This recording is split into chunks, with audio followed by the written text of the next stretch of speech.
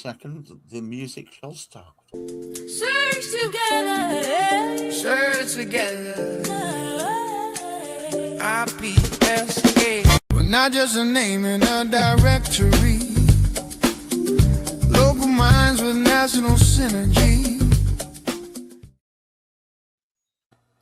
Welcome on, bienvenue. Welcome to the slightly later starting of IPSA Kind of Magic, this show that talks about all things independent search agency related, particularly IPSA, because that's the association thereof, of which Hamish is the current chairman.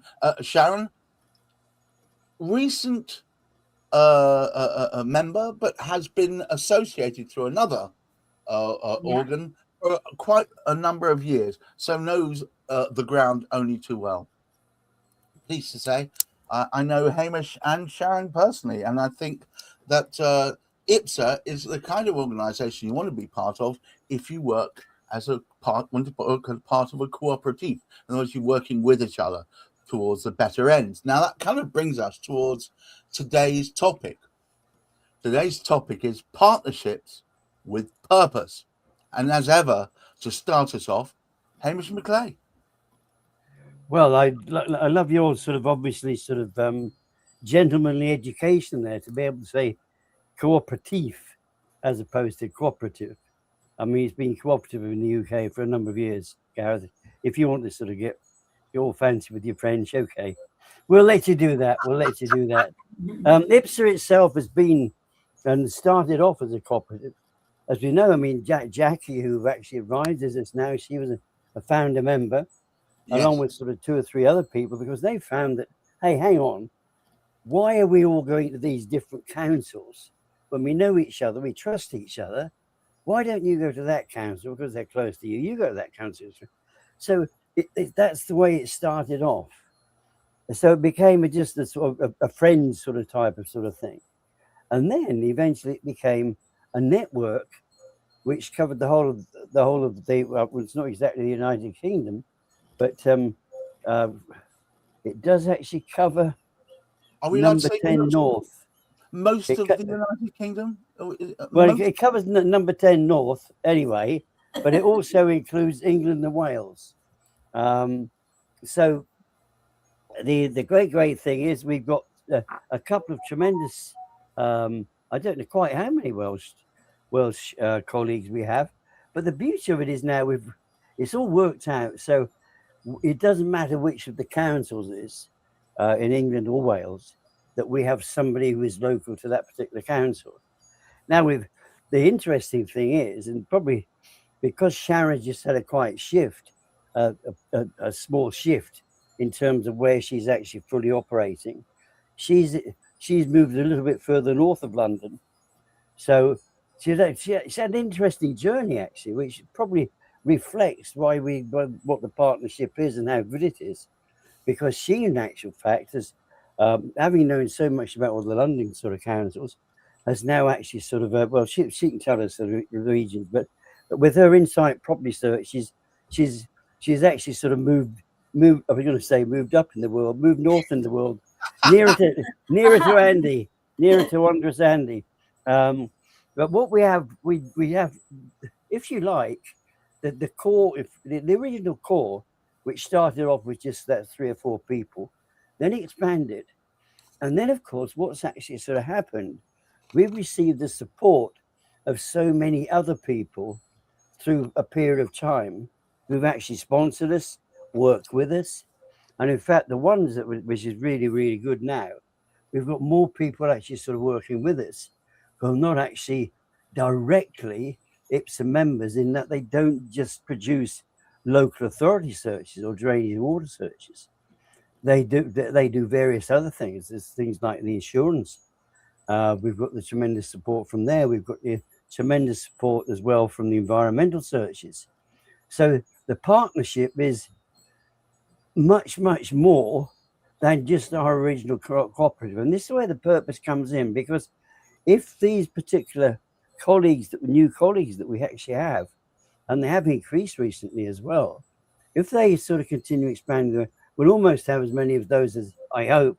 But this is the way it's actually working, because the whole way forward to solve the situation that we've actually sort of got, which has been caused within conveyancing, is for people to work together, to collaborate.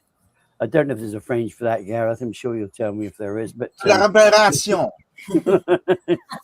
okay, as Gareth says, we Well, better let Sharon say something. I want to say welcome to the happy throng, Sharon. I've known her for a while now, but it's so nice that she's coming to. As Hamish says, it's the fact that there's this non-compete collaboration between IPSA members that seems to make it stronger than any one member alone. Is that fair? Oh my, it's so fair. Because I've just started and set up in a new area, you want to be offering a service to your clients that is nationwide. So it's just brilliant because we cover England and Wales. I can say Insight Property Searches covers England and Wales, but that's only because of the relationships that I've built with all the IPSA members. And Right.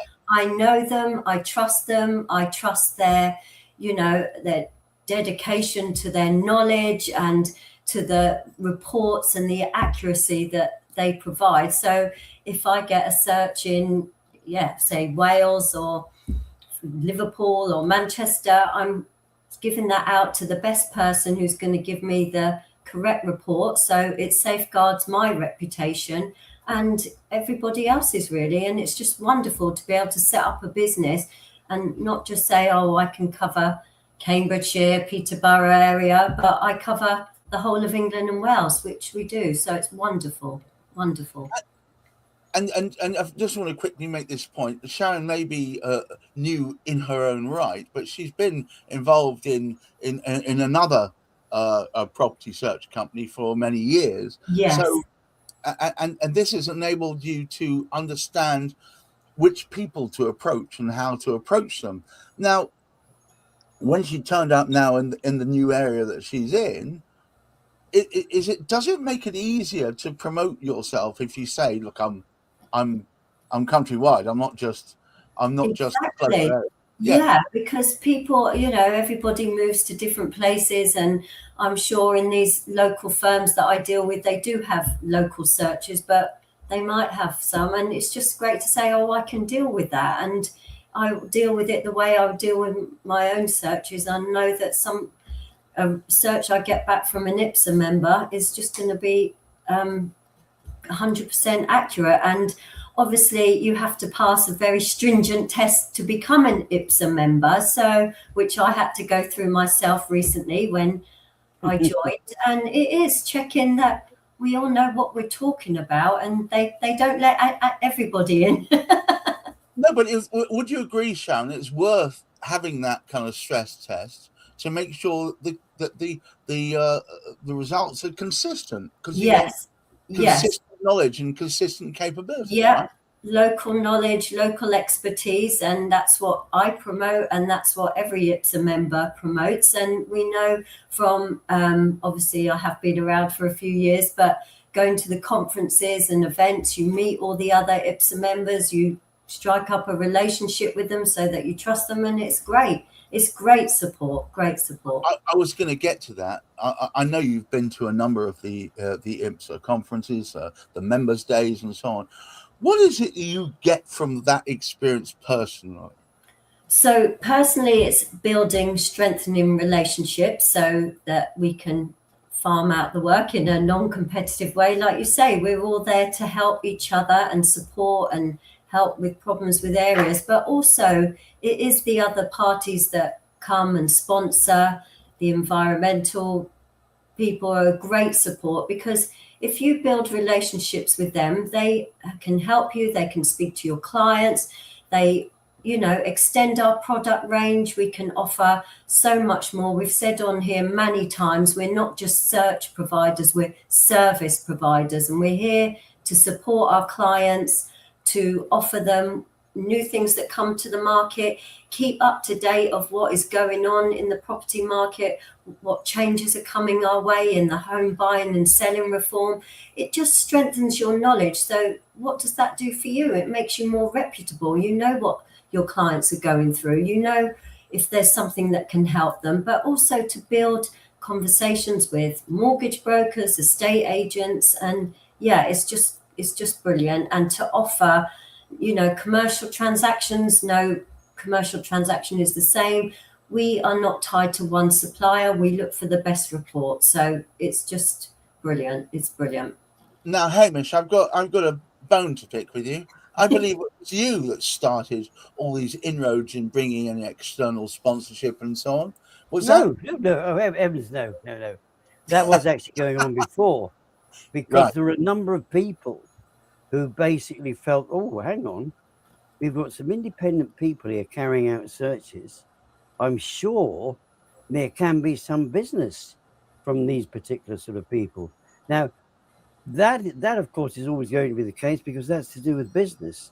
Right. However, what we've seen over the last few years is a change, and I'm not responsible for that. It's just the way life has gone, or if you like, Well, it's been under that your our knowledge has gone, because we have a It's been under tremendous. your stewardship. It's been under your stewardship, so I'm afraid you're partly to blame. Go on. All right, okay, but I was going to say, we have a tremendous chief executive who takes the IPSA name, the IPSA brand, and she actually works with a number of different discussion groups.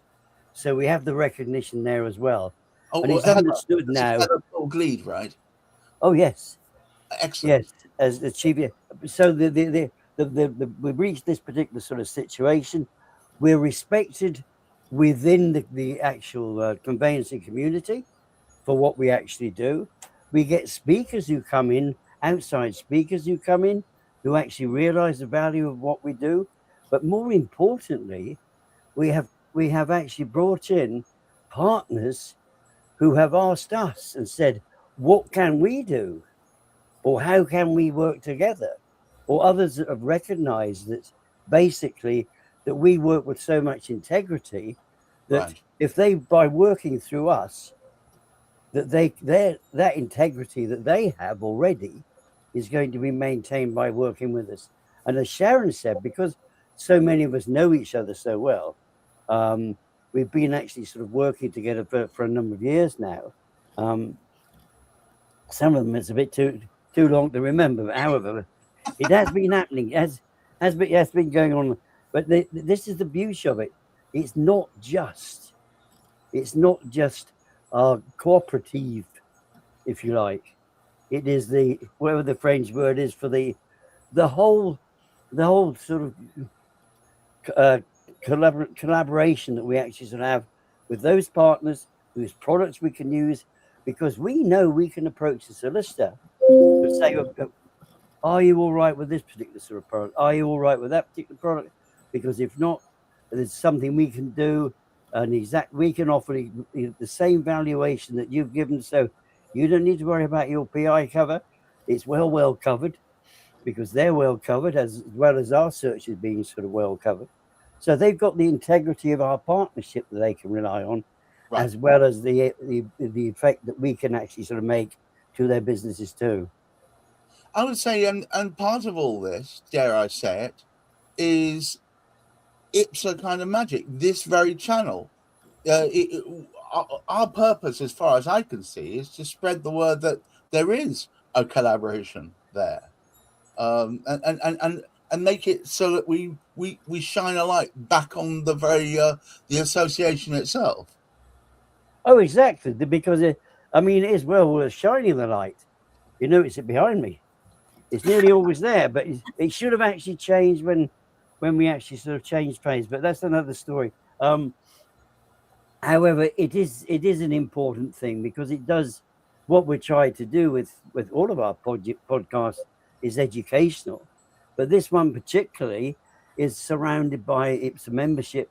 And of course, what we're going to be doing, we're going to be bringing on some of our partners as well over the next few weeks. I mean, what's been very interesting is to find out, and we'll keep continuing that. There's any IPSA members who haven't joined in yet and told us what on earth they were doing before that was that bad that they had to move into the search industry. It would be good to speak to them. Absolutely. Get them on board.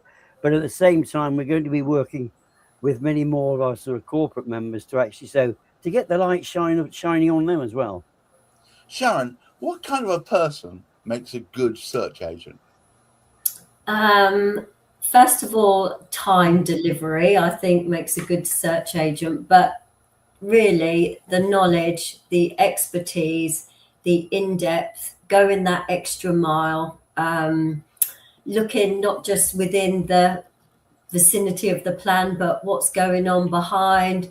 It's just dedication, and just, if you were the buyer, what would you want to know on that property, and just going that extra mile, refining the information. Don't give the conveyancer a load of information that isn't relevant to that property, but give them the relevant information. And yeah, just does it pay to be a property nosy Parker? yes. It does. You want to know what's going on, isn't it? You want to know. I think that's where we're going with all of this as well, isn't it? Upfront information, knowing a bit more about the property, so there's no surprises along the way. And as to what you said earlier, Hamish, about collaboration and people working with IPSA, and also IPSA being asked along to these discussion groups, because their knowledge and expertise is valued in this industry. So yeah, it does. That's what makes a great search agent. Well, that's a goal achieved. And actually, reflecting back what Sharon said, Hamish, I've said this before, but I think it's never truer than it is today. It's not about all the information; it's about the right information. It's about the John Lewis effect, giving you the very best information, not the whole blooming plethora of it. I think this is absolutely. I love the word plethora. It's a lovely word, isn't it? Runs off the tongue. I had to shoehorn it in there. Sorry about that. And there's this actually. I mean, it's quite interesting. I was speaking to somebody recently, and it was all to do with prices for searches, and they were asking us to do it for a ridiculous price. And I turned around and said, "Well, I can't do it for that ridiculous price, but here's an almost ridiculous price, but it will be unrefined, like the majority of the other information you receive. Sure. We'll just grab it and plonk it in there." And that's what they do at the call center type approach, the factory type of. They don't know the local area. So how are they going to refine it to a large extent? So that does make a significant difference. Well, I think it's the difference between crude oil and petrol. You could try putting crude oil into your car, but I don't think it would go very far. But if you spend a bit of time, use a bit of ingenuity, and you work out the bits you actually need, what you get left is something that you can drive a car with. Now, you can't, in the same way, you could take all the information you get from everywhere, including the tree 100 yards in the wrong direction, and a parish church is on the wrong side of the railway lines. Any of that could be brought into this. Not all of it's relevant, and it takes skill, knowledge, and application to get there. Anyways, is this becoming less because of the digital age? Actually, no. In reality, it's all the more important because people have been sold down the river, basically, about artificial intelligence. Yeah. It is remarkably good and remarkably useful when used with the appropriate sort of software. However, it needs to be trained to work like a human. Now, it can't work like a human. It hasn't worn a human's moccasins into the streets of Oxford or the streets of Huntingdon. Right. So how on earth can it tell? All it can tell you is what somebody told them about it. And of course, that's going to be sort of could be a bit vague. It could be telling them also about the district that's sort of surrounding the area. But there are specifics that obviously a local authority specialist is going to know. And that is a difference. And as we're finding now, they're trying to use artificial intelligence, create unitary authority by bringing councils together. So we're losing the experts out of the local councils, yet we're still retaining them through the members of IPSA, who actually are still continuing. They've been working these places for some of them over 35 years, but certainly a good 20 years. Many of us have been working with all those different sort of councils. So even though they're combined together, and we've lost that local knowledge from the land charges officer, who's actually being swallowed up or sent elsewhere. It is much more. It is a very good point, actually, Gareth. It is actually in no way going to sort of be something which is sort of overloaded, because the refined work needs to be done. And also, I was actually thinking, Hamish, it just suddenly occurred to me, in a bizarre kind of way. And by the way, I don't refer to it as artificial intelligence. I refer to it as almost intelligent, because it's like the Timu version of an intelligent conversation, isn't it? It looks like it will cut the fruit. It seems like it'll cut the fruit. It's the right color, but when you try and cut it, it's like there's certain bits missing. Or you thought it was fruit, and in fact, it's a baseball. And the point about it is that humans are the ones that can actually check as they go to make sure you're on the right path. Whereas AI tends to take what you said, run like hell with it, and just hope it ends up in the right direction. Yeah, you need an expert eye to put and in many ways, Hamish, this might be the boom time for IPSA members. I'll tell you why. The searches may become harder and more irritating, but only a human will be able to find the local knowledge, because now they've got all these unitary authorities, Hamish, all these experts, all the people who got all the information and learned where everything was kept. They're all gone. They've been cast to the four winds. I do actually recollect there's a couple of very good indicators here. It was, funnily enough, it was Basingstoke. We're doing a search for Basingstoke, and it came up on the information that we've been able to extract. Now, sometimes we can't actually grab the information ourselves. We are given the information by the local authority, and we were given this information. It was suggested it was sitting on contaminated land. Now, there's very few properties that are sitting on contaminated land. So I actually phoned up and spoke to land charges. He said, "Oh, well, if we were carrying out one of our searches, we wouldn't have put it in there, because it's part of a farmyard, and 2 miles down the road, the other end of where the farmhouse used to be, there used to be a cesspit." Oh, thank you very much. So that obviously was not contaminated land, any more than when we get information coming through on a new development, it starts to tell you the opening hours of a Tesco's 2 miles down the road as well. I mean, who the hell needs that? Because it's within walking distance, but you probably found that anywhere where all the local shops and things are. But the great thing is, with the partners we work with, there's some incredible reports they do. I mean, we can do the basics, that, the fundamentals, and then we can add in all of these. So the picture is a hologram almost that we actually sort of create, but an accurate hologram, with all the nasty bits as well, if you like. But there's everything included in it. Whereas what the unrefined work is just splodge. Here you go, solicitor. You have a little play with that and see what you can come up with. Well, look, it's, as ever, illuminating conversation. Lovely having you back, Sharon. Don't be a stranger. And wonderful. Hamish, would you care to take us home?